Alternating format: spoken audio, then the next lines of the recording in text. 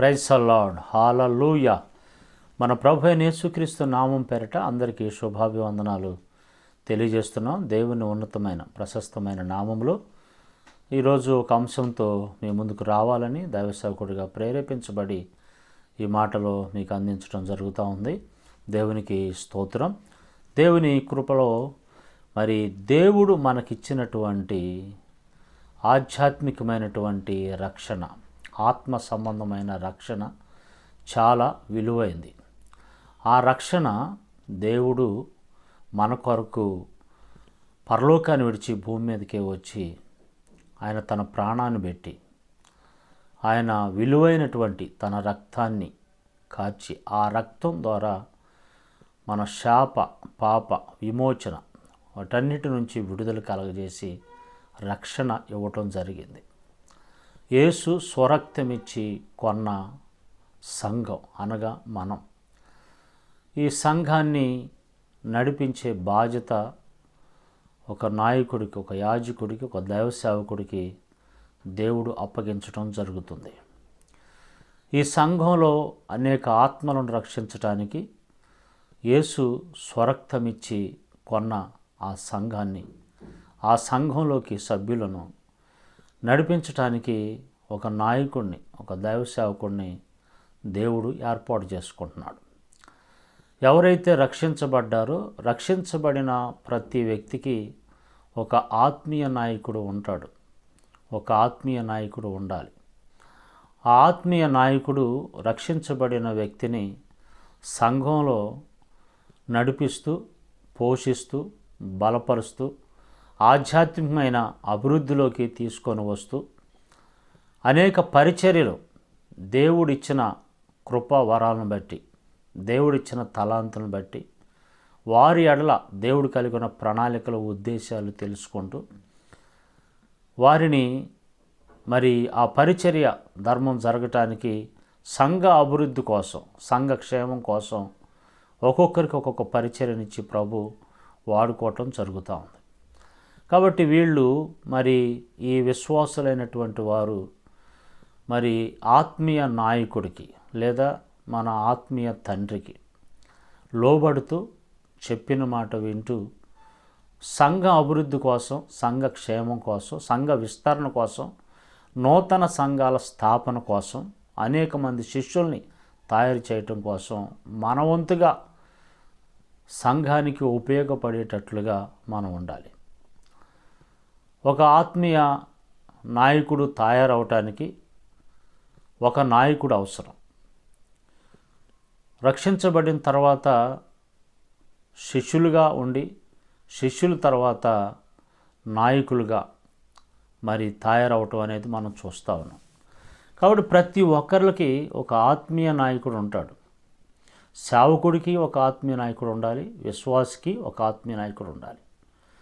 కాబట్టి మన నాయకులకి మనము ఏ విధంగా పరిచర్య జరిగించాలి, వారి ఎడల మనం ఎలా ఉండాలి, మన సేవకులకి మన ఆత్మీయ తండ్రి లేదా మన కాపరి, మన పైన నాయకులు ఎలా ఉండాలి, వాళ్ళకి మనం పరిచర్య ఎలా చేయాలి, సంఘంలో మన బాధ్యతగా మనం ఆత్మ సంబంధంగా రక్షించబడ్డ తర్వాత మనం ఏ విధంగా పరిచర్య చేసి అభివృద్ధి చెందాలి నాయకుల విషయంలో అనేది కొన్ని లేఖనాలు వివరించడానికి సమయం చాలదు. కాబట్టి నేను కొన్ని లేఖనాలు మీ ముందుంచి మరి మీకోసం ప్రార్థన చేయటానికి నేను ఇష్టపడతా ఉన్నాను.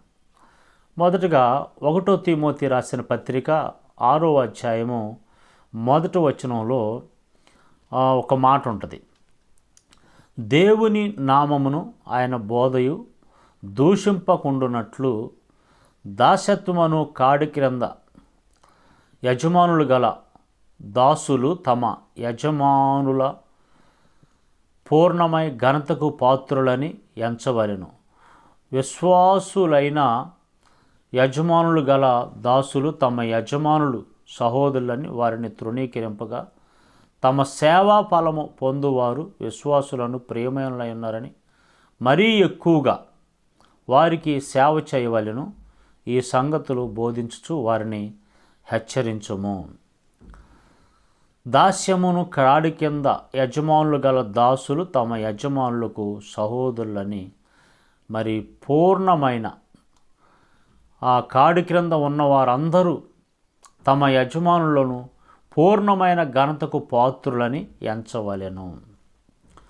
ఇది అపోస్తులైన పౌలు తిమోతికి చెప్తున్నటువంటి ఈ మాటలు మనం చూస్తూ ఉన్నాం. ఈ విషయాల్లో చెప్పబడినటువంటి విషయం ఏంటంటే, బానిసగా ఉన్న వ్యక్తి సహితం కూడా తాను చేసే పరిచర్య ఒక ముఖ్య ఉద్దేశంగా తీసుకొని, మరి ఆ పై నాయకుల విషయంలో బానిసగా ఉన్నటువంటి ఆ వ్యక్తి అయినా సరే తాను విధేయత లోబడేటటువంటి ఆ మనస్తత్వం, ప్రేమ కలిగి ఉండేటటువంటి మనస్తత్వం కలిగి ఉండాలి అనేటటువంటి మాట. బోధ దూషింపబడకుండునట్లు అంటే ప్రేమించకపోతే, విధేయత చూపకపోతే మన బోధ దూషింపబడుతుంది, లేదా నీకు బోధించబడిన బోధ దూషించబడుతుంది. దీనిలో చాలా ఆత్మీయ మర్మాలు ఉంటాయి, చాలా బలమైనటువంటి మాట. కాబట్టి మన ఆత్మీయ నాయకులకి, మనకు బోధ చేసేటటువంటి నాయకులకి మనం బానిసగా ఉన్న వ్యక్తి సైతం దాసత్వం క్రింద ఉన్న వ్యక్తి అని అన్నాడు. కాబట్టి దాసులు యజమానులైనటువంటి వారు. ఇంకో మాట చెప్పాలంటే, దాసత్వాన్ని అనుభవించేటటువంటి నాయకుడైనా, అట్లాంటి నాయకుడికైనా సరే మనం లోబడి ఉండేటటువంటి అనుభవాలు అపోస్తలుడైన పౌలు తిమోతికి చెప్తున్నాడు. ఎఫెసీ రాసిన పత్రిక 6వ అధ్యాయము 5 నుంచి 8 దాకా మనం చదువుకుంటే కొన్ని అమూల్యమైనటువంటి మాటలు అక్కడ రాయబడినట్లుగా మనం చూస్తూ ఉన్నాం. ఎఫెసీ 6, 5, 6, 7, 8 చదువుదాం. దాసులారా, యథార్థమైన హృదయము గలవారై భయముతోనూ వణుకుతోనూ క్రీస్తునకు వలె శరీర విషయమై మీ యజమానులైన వారికి విధేయులై ఉండడి. మనుషులకు సంతోషపెట్టువారు చేయునట్లు కంటికి కనబడక కాక క్రీస్తు దాసులమని ఎరిగి దేవుని చిత్తమును మనపూర్వకంగా జరిగించుచు మనుషులకు చేసినట్లు కాక ప్రభువునకు చేసినట్లే ఇష్టపూర్వకముగా సేవ చేయుడి. దేవునికి స్తోత్రం. హల్లెలూయా. ఎఫెసీ 6, 5, 6, 7, 8 వచనాల్లో ఈ సందర్భాన్ని మనము చూస్తూ ఉన్నాం. ఎంత అద్భుతంగా మరి ఈ మాటలు చెప్పాడో చూడండి. దాసులారా, యథార్థమైన హృదయం గలవారై భయముతోనూ వణుకుతోనూ క్రీస్తునకు వలె శరీర విషయమై మీ యజమానులైన వారికి విధేయులై ఉండండి.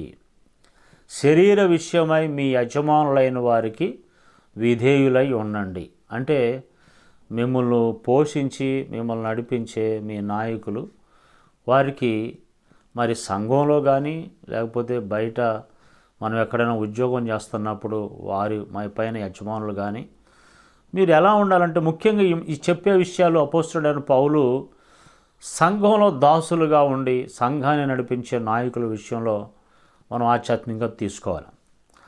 చూడండి, యథార్థమైన హృదయం గలవారై ఉండండి, భయముతో వణుకుతో క్రీస్తునకు వలె శరీర విషయమై మీ యజమానులైన వారికి విధేయులై ఉండండి. యథార్థమైన హృదయం ఉండాలి. ఏమండి? భయముతో వణుకుతో విధేయులై ఉండండి. అర్థమైందా? అంటే తర్వాత ఏమన్నాడంటే, మనుషులను సంతోషపెట్టు వారు చేయునట్లు కంటికి కనబడవలనని కాక. అంటే కొంతమంది వాళ్ళు చేసే పరిచర్య మనుషులకు అగపడాలని చూస్తారు, నాయకులకు అగపడాలని చూస్తారు. నాయకులకు అగపడితే ఏం జరుగుద్ది? ఏదో పదవులు ఇస్తాడు, ఏదో పోస్టులు ఇస్తారు, నేనే బాగు చేస్తున్నానని పొగడతలు ఘనతలు వస్తాయి. అందుకని మనుషులకు అగపడవాలని చేస్తారు. మీరు మనుషులకు అగపడవాలని కాదు, దేవునికి అగపడాలని భయముతో వణుకుతో. ఎవరికి? మీ యజమానులకి విషయంలో భయపడండి, మీ యజమాని విషయం వణుకుతూ ఉండండి. భయముతో వణుకుతూ మనుషులు అంటే సంతోషపెట్టినట్లు కాకుండా క్రీస్తునకు వలె అని అన్నాడు. కంటికి కనబడవలనని కాక క్రీస్తు దాసులమని ఎరిగి దేవుని చిత్తమును మనపూర్వకంగా జరిగించుదుము. క్రీస్తు దాసులమని ఎరిగి దేవుని చిత్తమును మనపూర్వకంగా మనుషులకు చేసినట్లు కాక ప్రభువునకు చేసినట్లే ఇష్టపూర్వకంగా చేయండి. మనుషులకు చేసినట్లు కాక ప్రభువునకు చేసినట్లుగా ఇష్టపూర్వకంగా చేయండి. ఇష్టం లేకుండా చేయగాకండి. భయపడండి, వనకండి, యథార్థమైన హృదయంతో ఉండండి. మీ యజమానులకు విధేయులై ఉండండి, లోబడండి, విధేయత చూపండి. ప్రభువునకు చేసినట్లుగా చేయండి. మనుషులకు అగపడాలని చేయగాకండి, దేవునికి అగపడేటట్లుగా చేయండి. దాసుడైనను స్వతంత్రుడైనను మీలో ప్రతివాడు ఏ సత్కార్యము చేయునో దాని ఫలము ప్రభు వలన పొందునని మీరు ఎరుగుదురు. మీ యజమానులకి చేసే విధేయత, చూపించే విధేయత ప్రభువునకు చూపినట్లుగా ఉంటే ప్రతిఫలం ఇచ్చే దేవుడు, సేవకులు కాదు. మనం ఏది చేసినా ఇష్టపూర్వకంగా చేయాలి. ₹1 ఇచ్చినా, ఒక టిఫిన్ పెట్టినా, ఒక భోజనం పెట్టినా ఇష్టపూర్వకంగా చేయాలి. అది సేవకుడికి చేసామనుకోకూడదు, ప్రభువుకు చేసామని అనుకోవాలి. ప్రతిఫలం ఇచ్చేది దేవుడు, ప్రతిఫలం ఇచ్చేది దేవుడు. ఇప్పుడు నేను ఎక్కడికైనా వెళ్తే సేవకులు చాలామంది, అంటే నన్ను ఆహ్వానించినటువంటి వాళ్ళు నాకు చాలా ఆతిథ్యం ఇస్తారు, చాలా పరిచర్యలు చేస్తారు, చాలా చేస్తారు. వాళ్ళకి ప్రతిఫలం ఇచ్చేది దేవుడు. మీ సంఘానికి, మీ కాపరికి మీరిచ్చే దశంభాగాలు, మీరిచ్చే కానుకలు, మీరిచ్చే మొక్కుబడి, కృతజ్ఞతలు ఏవైనా సరే, చేసే పరిచర్య అయినా సేవకులుగా చేస్తుంది. ప్రభువునకు వలె ఇష్టపూర్వకంగా చేయండి. ప్రతిఫలం ఇచ్చేది దేవుడు. కాబట్టి నేను బాగుంటేనేమో అంతా పెడతాం, బాగోలేకపోతేనేమో నేను అంత చేశాను ఎంత చేశాను అని అంటారు. ప్రభువు చేసేదాన్ని లెక్కగట్టగాకండి, ప్రభువుకి ఇచ్చేదాన్ని లెక్క చూడగాకండి. స్వార్థంగా ఆలోచించో, శారీరకంగా ఆలోచించో నువ్వేం చేయగాకు. దేవుడు ప్రతిఫలం ఇస్తాడు, దేవునికి చేస్తున్నాను అనుకొని చెయ్యి. అప్పుడు నువ్వు దీవించబడతావు, అప్పుడు నీవు వద్దిలుతావు. భయపడుతా చేయాలి, వణుకుతా చేయాలి, యథార్థంగా చేయాలి. అది నువ్వు చేసే దాసుడుగా ఉండి ఒక యజమానుడి కింద చేసే పరిచర్య విధానం, లేదా సంఘంలో ఒక పరిచారకుడిగా ఉండి చేసేటటువంటి విధానం. నేను ఇంకో మాటను గుర్తు చేస్తా. సేవకులు కూడా మీపై నాయకుల విషయంలో ఇలా ఉండండి. సేవకులు మీపై నాయకుల విషయంలో ఇలా ఉండండి. ఇష్టం లేకుండా నాయకత్వం కింద ఉండగాకండి, ఇష్టం లేకుండా నాయకుడి కింద పని చేయగాకండి. మీ ఇళ్ళల్లో మీ యజమానులుగా ఉన్నటువంటి మీరు మీ సంఘాన్ని ఏ విధంగా ప్రేమిస్తున్నారో మీ నాయకులైన వారిని కూడా అలా ప్రేమించేటట్లుగా, అలా చూసుకునేటట్లుగా ఉండండి. మీ విశ్వాసం మిమ్మల్ని ఎలా ప్రేమిస్తున్నారో, ఎలా చూసుకుంటున్నారు, మీ ఎడల ఎలా విధేయత చూపిస్తున్నారో మీరు కూడా అదే విధేయత చూపించేటట్లుగా ఉండాలి మీపై నాయకుడికి. ఎందుకంటే మీరు మాదిరి చూపకపోతే, నేను ఎక్కడికైనా వెళ్ళినప్పుడు మా సేవకులు చాలామంది నన్ను చాలా బాగా చూసుకుంటారు. మీ నాయకుడిగా అయిన నన్ను మీరు బాగా చూసుకుంటే అది చూసి మీ కింద దాసులు, మీ విశ్వాసులు మిమ్మల్ని చూసుకుంటారు. అది చాలా మాదిరికరమైన ఆధ్యాత్మికమైన నడిపింపు అన్నమాట. అది కాబట్టి అపోస్తుడైన పౌలు నేర్పించేటటువంటి పాఠాలు ఇవి. మరొక వాక్యాన్ని మనం చూద్దాం. కొలసీ రాసిన పత్రిక 3వ అధ్యాయము 22 నుంచి 25 దాకా చదువుదాం. కొలసీ 3వ అధ్యాయము 22 నుంచి 25 దాకా చదువుదాం. దాసులారా మనుషులను సంతోషపెట్టువారైనట్లు కంటికి కనబడవలనని కాక ప్రభువునకు భయపడుచు శుద్ధాంకరణ గలవారై శరీరమును బట్టి మీ యజమానులైన వారికి అన్ని విషయములలో విధేయులై ఉండడి. ప్రభు వల్ల స్వాస్థ్యమును ప్రతిఫలముగా పొందుదమని ఎరుగుదురు గనుక మీరేమి చేసినను అది మనుషుల నిమిత్తము కాక ప్రభు నిమిత్తమని మనస్ఫూర్తిగా చేయండి. అక్కడేమో ఇష్టపూర్వకంగా అన్నాడు, ఇక్కడేమో మనస్ఫూర్తిగా చేయండి. మీరు ప్రభు అయిన యేసుక్రీస్తుకు దాసులై ఉన్నారు. అన్యాయం చేసిన వానికి తాను చేసిన అన్యాయం కొలది మరలా లభించును, పక్షపాతం ఉండదు. నువ్వు అన్యాయం చేస్తే నీకు అదే లభించిద్ది, మంచి చేస్తే నీకు అదే లభించిద్ది. ఏది చేస్తే అది నువ్వు ఖచ్చితంగా ఆ ఫలాన్ని అనుభవిస్తావు. మనుషులకు చేసినట్టు కాక దేవునికి చేసినట్లు, దేవునికి భయపడి శరీర సంబంధమైన ఆలోచనలు పరిచర్యలు తెచ్చుకోగాకండి. సేవకులైనా విశ్వాసులైనా మీ పై నాయకులైనటువంటి వారి విషయాల్లో శరీర సంబంధంగా ఆలోచన చేసి శరీర విషయాల గురించి మీ మనసులు మరి పాడు చేసుకోగాకండి, హృదయాలు పాడు చేసుకోగాకండి. ఆత్మ సంబంధంగా ఆలోచన చేయండి. ప్రభువునకు చేసినట్లుగా మనస్ఫూర్తిగా చేయండి. ప్రభువునకు చేసినట్లుగా. నా ప్రియ దేవుని బిడ్డలారా, ప్రతిఫలం ఇచ్చేది దేవుడు, పక్షపాతం లేదు దాంట్లో. దేనికి ఏ ప్రతిఫలం ఏది చేయాలో అది దేవుడు తప్పకుండా, ఎవరికి ఏ ప్రతిఫలం ఇవ్వాలో అది దేవుడు తప్పకుండా ఇస్తా ఉన్నా. శుద్ధాంతకరణం గలవారై శరీరం బట్టి మీ యజమానులైన వారికి అన్ని విషయాల్లో విధేయులై ఉండండి. అన్ని విషయాల్లో విధేయులై ఉండండి. ఈ లేఖనాలు మరలా చదువుకోండి. ఈ మన సంఘాల్లో ఈ రోజుల్లో మరి చాలామంది నాయకత్వానికి లోబట్టం చేతగాక ఏదో ఒక తప్పులు ఎతకటం, ఆ సంఘానికని తిరిగి చివరికి మనసు చెడిపోయి భ్రష్టులైపోతారు, ఎక్కడా నిలబడలేకుండా. అందుకనే మన క్రైస్తవ సమాజం కొరకు ఈ మాటలు, మీ ఆత్మీయ క్షేమం కొరకు ఈ మాటలు, దేవుని చేత ప్రేరేపించబడిన వాడిని ఈ మాటలు మీకు చెప్తున్నా. ఏవేవో ఆలోచించుకొని ఆత్మీయ జీవితాన్ని పాడు చేసుకోవద్దు. విధేయత కలిగి అన్ని విషయాల్లో విధేయులై ఉండండి. అన్ని విషయాల్లో. మరొక మాట మనం చూద్దాం. తీతు పత్రిక 2వ అధ్యాయం 9వ వచనం. తీతు పత్రిక 2వ అధ్యాయం 9వ వచనం.